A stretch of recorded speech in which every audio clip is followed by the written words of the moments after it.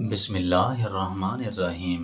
شروع کرتا ہوں رب ذوالجلال کے بابرکت نام سے جو دلوں کے راز خوب جانتا ہے۔ تمام ناظرین کو مہک آف اسلام چینل میں دل کی گہرائیوں سے خوش آمدید اور محبتوں بھرا السلام علیکم۔ تمام ناظرین، آج کا ہمارا موضوع خود کی بقا کا سفر ہے، تو آئیے بڑھتے ہم اپنی ویڈیو کی جانب۔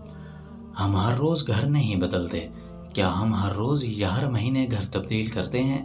یقیناً آپ سب کا جواب نہیں میں ہوگا، لیکن ہمارے آباء و اجداد اپنی جگہ بدلتے رہے، بہتر نتائج کے لیے، بہتر شکار کے لیے، چھپنے کے لیے، بہتر جگہ کی تلاش میں، جہاں گھنے جنگل ہوں، اونچی گھاس ہو، قریب ہی ایک دریا یا جھیل بہتی ہو جہاں وہ رک کر اپنی پیاس بجھا پائیں۔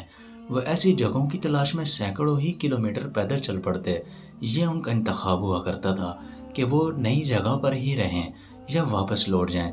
اسے آپ آج کی خانہ بدوش زندگی کے ساتھ جوڑ کر بھی سمجھ سکتے ہیں، جو پانی اور خوراک کی تلاش میں ایک سے دوسری جگہ منتقل ہوتے رہتے ہیں۔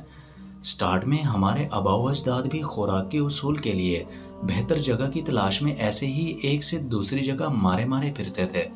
ہمارے آباء و اجداد یعنی بوزونوں کو افریقہ سے موجود ایشیا یا زمین کے باقی حصوں پر منتقل ہونے میں کتنا وقت لگا ہوگا؟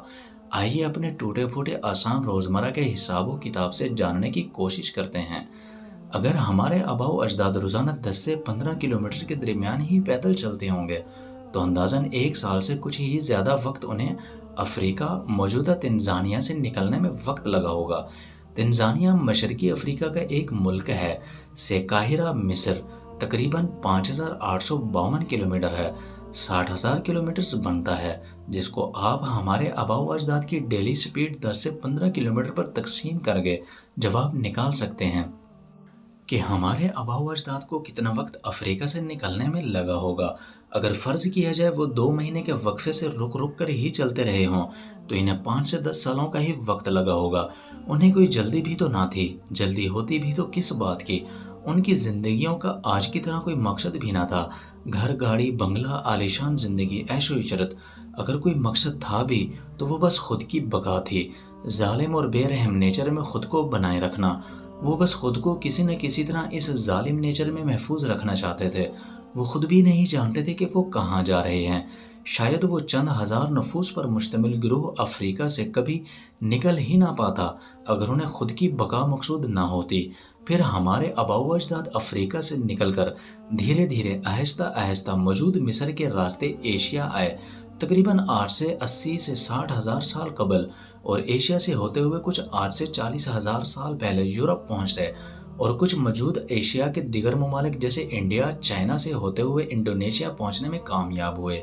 پھر آج سے تقریباً 50 ہزار سال پہلے ان میں سے کچھ انڈونیشیا سے ہوتے ہوئے موجودہ آسٹریلیا بھی پہنچے، اور کچھ 8 سے 12 سے 15 ہزار سال پہلے برفانی طور کے اختتامی دنوں میں چین سائبیریا سے ہوتے ہوئے الاسکا، پھر الاسکا سے پورے شمالی جنوبی امریکہ میں پھیل گئے۔ اس طرح ہمارے آباء و اجداد پوری دنیا میں پھیل گئے۔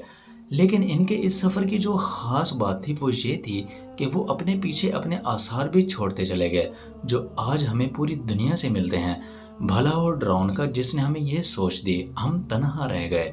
اسی بیچ آج سے تقریباً 30 سے 40 ہزار سال قبل ہمارے قریبی کزن ہومو نیڈرتھلز بھی بے رحم نیچر کا مقابلہ کرتے کرتے تھک ہار کر ہمیشہ کے لیے ہمیں اکیلا چھوڑ کر معدوم ہو گئے، لیکن پیچھے کچھ چھوڑ گئے تو وہ ہیں ان کے آثار۔